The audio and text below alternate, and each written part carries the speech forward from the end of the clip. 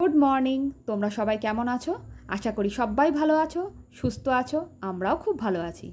তা আজকে সকালটা রান্নাঘর থেকেই শুরু করলাম। রান্নাঘর ছাড়া আমাদের আর কি আছে, যারা হাউস ওয়াইফ বিশেষ করে যতক্ষণ পারা যায় রান্নাঘরেই আমরা থাকি।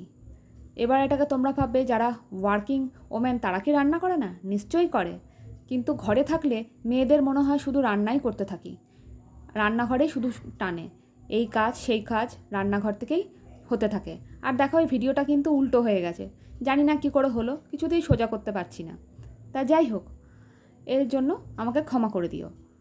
তা আজকে করব হলো একটুখানি মাংস। তো মাংসর জন্য সব প্রিপারেশান করে রেখেছি। আর ওদিকে চা বসিয়ে দিয়েছি, আর ওদিকে বসিয়ে দিয়েছি হলো একটুখানি ডিম সেদ্ধ।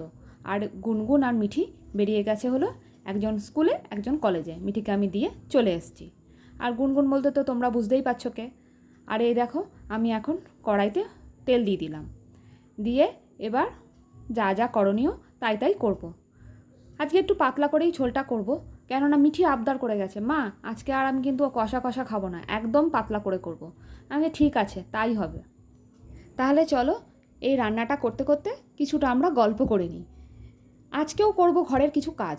ঘরের কাজ বলতে আলমারিটাকে আজকে একটু গোছাবো, মানে একটা একটা তাক করে করছি। কি বলবো, সন্ধেবেলাটা না মিঠিকে পড়াতে বসে পড়ি বা মিঠির মিস চলে আসে, এই চা করা এই টিফিন করা করতে করতে সন্ধেবেলাটা পুরো কেটে যাচ্ছে। তা আজকে ভাবছি একটুখানি আলমারিটা গুছিয়ে নেব। তা আবার আজকে মিঠির খেলা আছে।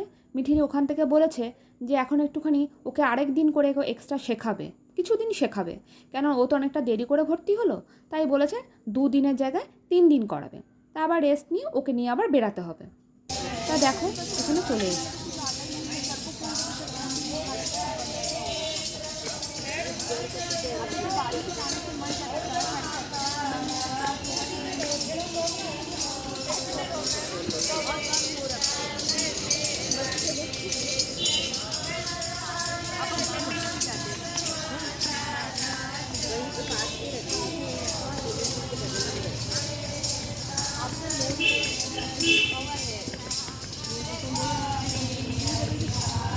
এই দেখো মিঠিকে বলছি ফুচকা খাবি, হ্যাঁ ও খাবে। আর ওই দেখো পড়ে যাচ্ছে, এমন প্র্যাকটিস করাচ্ছে না, মেয়ে একদম পড়েই যাচ্ছে।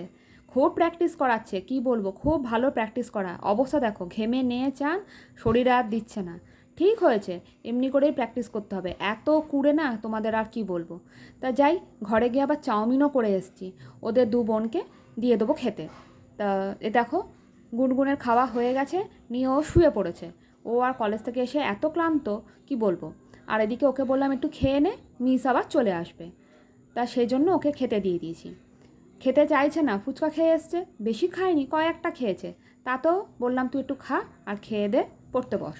তা তোমাদের বলেছিলাম আজকে আলমারিটা একটু গোছাবো, এই দেখো জামা কাপড় নিয়ে বসে গেছি। তা আজকের জন্য এখানেই শেষ করলাম। তোমাদের যদি ভালো লেগে থাকে একটা like comment share and subscribe করতে একদমই ভুলো না। তা আজকের জন্য এখানেই শেষ করছি। আর তোমরা সবাই ভালো থেকো, সুস্থ থেকো, সাবধানে থেকো, আর সকলকে ভালো রেখো। পারলে একটা কমেন্ট করে জানিও ভিডিওটা কেমন হচ্ছে। তাহলে টাটা, গুড নাইট।